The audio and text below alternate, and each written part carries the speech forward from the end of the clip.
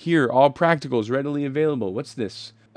Telephone? Landline phones in Gotham City? So today we're talking about how Greig Fraser crafts incredible images in his low-light situations. Hey everyone, how's it going? My name is Nate Caywood and I'm a Los Angeles-based cinematographer, and I created this YouTube channel with the intention of breaking down and reverse engineering the work of the best cinematographers on the planet, in the hopes that if I look at how they do the stuff they do, maybe I can steal their tricks or their techniques, and you guys can hopefully learn something along the way. Let's get into it. So just to start off the video today, I want to apologize. It is a downpour here in Los Angeles for the first time in a very long time. It is raining very heavily, so if you hear anything in the background, that is the sound of rain. So those of you who follow this channel will know that I've spoken recently about the fact that I'm prepping to shoot a horror feature this summer, and so I've been doing a lot of research about comps and about lighting setups and about what are the cinematic linguistics that we want to use for this film. One of the things that I've been looking at is the work of Greig Fraser, and I know that there have been a lot of videos about this, but I just wanted to take a second to look into how Greig Fraser lit the Batman. So I did want to announce really quickly that I have started a membership program for the channel, so if you guys are interested in joining, please do. I'm going to drop a video next week that's more in depth about what my plans are for the future of the channel, what membership entails and includes, and what my goals for this channel and for my career are coming forward. So stay tuned for that. Okay, let's get into the images. I've only pulled 4 images to look at today because the vast majority of this movie is really dark, so I think that once we sort of analyze a couple of them, it might be a little bit of a rinse and repeat type situation. And also, I want to get into Cine Tracer a little bit later in the video. The first image we're looking at is the Batman. In the film, The Batman. Okay, so I think the thing that Greig Fraser did that was really interesting about this is like it's probably really hard to light a guy in like matte, hard, vaguely reflective bodysuit and make him look cool, but Greig Fraser has done a great job doing that. One of the things that you will find pretty frequently when we start looking at the images for the Batman is that he does a really great job of using color contrast and practical lights to create depth or the illusion of depth. So there's like just kind of an overall haze or like level of sodium vaporiness that's sort of happening, and like you can kind of see that level here. So if you like look at it immediately just with where I've marked, these are like, that's sort of like creating depth and interest in this image. Okay, let's talk about where I think the lights are coming from in this scene. One light that we will definitely talk about is he's got an overhead light. Some sort of overhead rig is happening here. You can see the color on his shoulders, the color on the top of his head, a little bit on his brow. You know, you can see that he's lit from above. That looks quite funny. But he's 100% for sure lit from above. And that's going to be one of the secrets to this technique, at least I think it is, which is the idea is that you're just going to have like a layer of ambient level filling in all of the dark spots. So like the secret that we're talking about today is actually to use quite a bit of light and then bring it down, right? So that's, once we get into Cine Tracer, we'll talk about that more.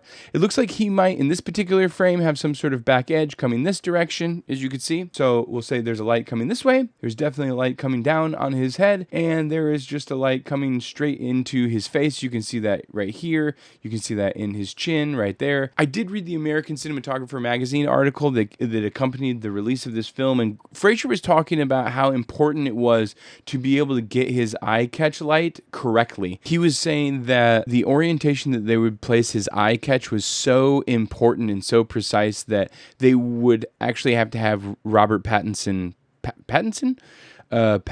Robert be his own stand-in for a lot of the film because they needed it to be like literally 1 inch too low. He said it seemed like it would illuminate the jowls area too much, 1 inch too high. I think this is called a cowl. That's what he called it in the article. A cowl, C-O-W-L. I mean, let me know. Is that what this is called?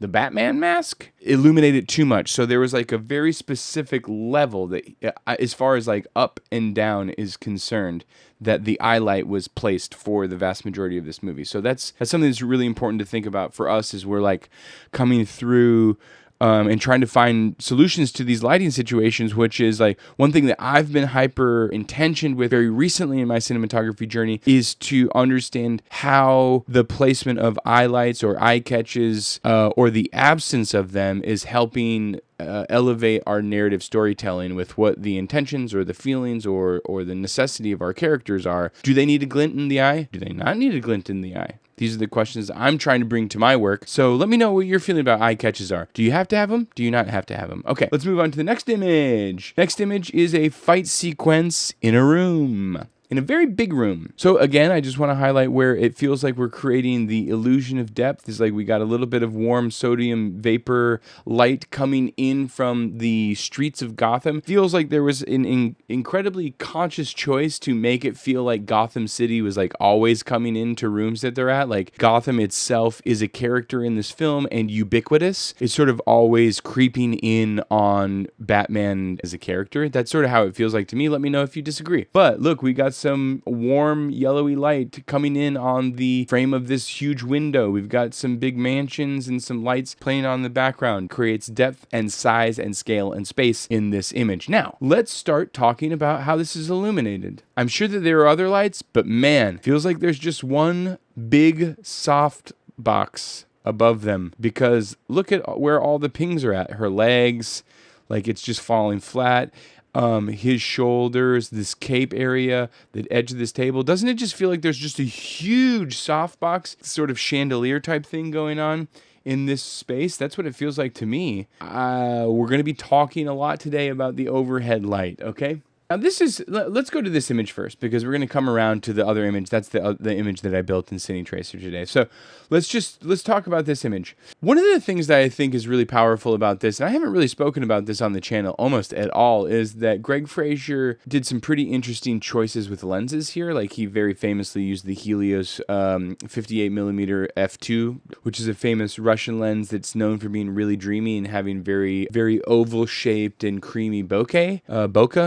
How do you guys say that? Obviously, the film is shot anamorphic, except for some specialty shots during the chase sequence, I believe, is where they used the Helios. They used Ari Alpha anamorphics and Orion anamorphics. I just really like the texture of the fall off here, like in the bokeh, and like the way that everything looks is like, I just wanted to say all that sort of stuff because I thought it was interesting. Anyway, okay, so we got some sort of key light that's happening here. You can see that. She's got a lot of level right there. So some sort of large, soft fixture is pushing level that direction. And I don't know if you'll be able to see it because of the YouTube compression, so I apologize, but there's definitely an overhead light that's happening here. You can see some level. You can see some level on the back of her shoulder. You can definitely see the top level on the tips of the glove right here on her hand. You can see that. And somewhat in his arm, you can see that it's like presented up to the ceiling, that there's like level right here. So there's definitely an overhead light in this scene as well. Window playing right here. I think it's incredible that not a single practical light is on in this. Here, all practicals readily available. What's this? A telephone? Landline phones in Gotham City? None of these practicals are on. As a cinematographer, how many times have you placed a practical light in a scene and not turned it on? Give me a number in the comments below. I'm curious. So this is the image that I built in Cine Tracer today, and this is the one that I really wanted to talk about. Interestingly enough, I said, how many times do you put a practical light on? And look, what's going on? There's a practical light on in the background. Okay.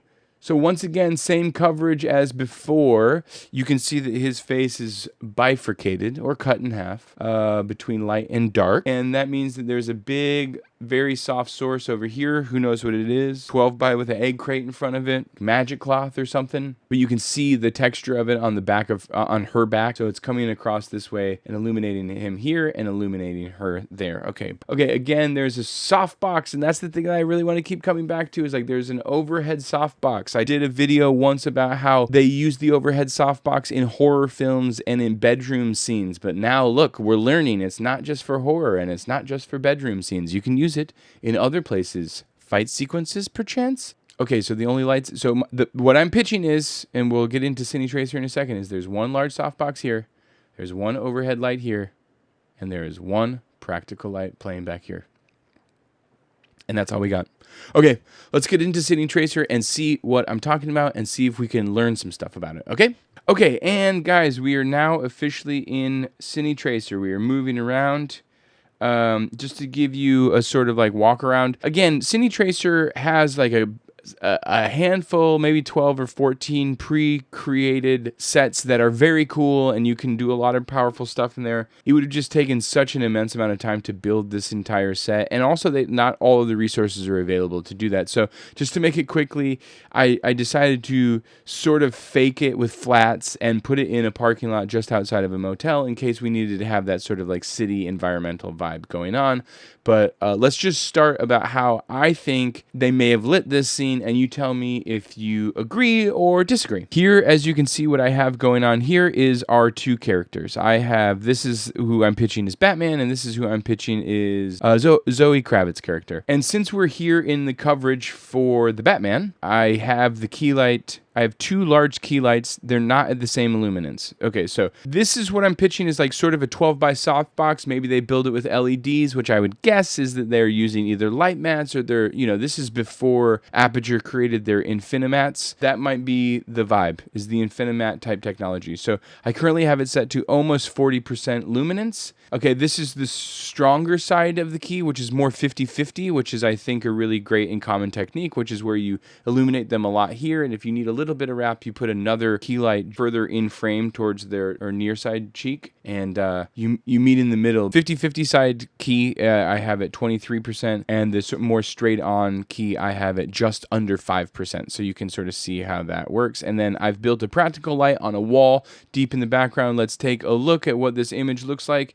And you tell me, does this feel representative of the quality of the light that is used in this scene from the Batman? But maybe there's an argument that her closer to the camera, maybe they actually used a flag to cut some of this off for this key. I would argue that this is how I think they probably lit it. Now, let's get into the settings a little bit, and we can sort of talk and understand how these things sort of work so that you can start to build this texture and depth in your own images when things are dark. So I think the way that you get this, and like, let me know, there are many different ways of achieving these looks, but I think probably the easiest way, at least the way that I think about it, is setting your aperture to what you want the background fall off to be, and then navigating your exposure with neutral density filters to bring down the amount of light. Right now I have it, 800 is the base ISO for an Alexa Mini, at least, an Alexa LF, I believe an Alexa 35. Let me know if I'm wrong. So that feels a little bit, to me, too bright. I think we want the fall off, we want the shape, we want the quality of the light, the size, and the intensity that we have on the fixtures right now. So I would just change to put more neutral density filters in,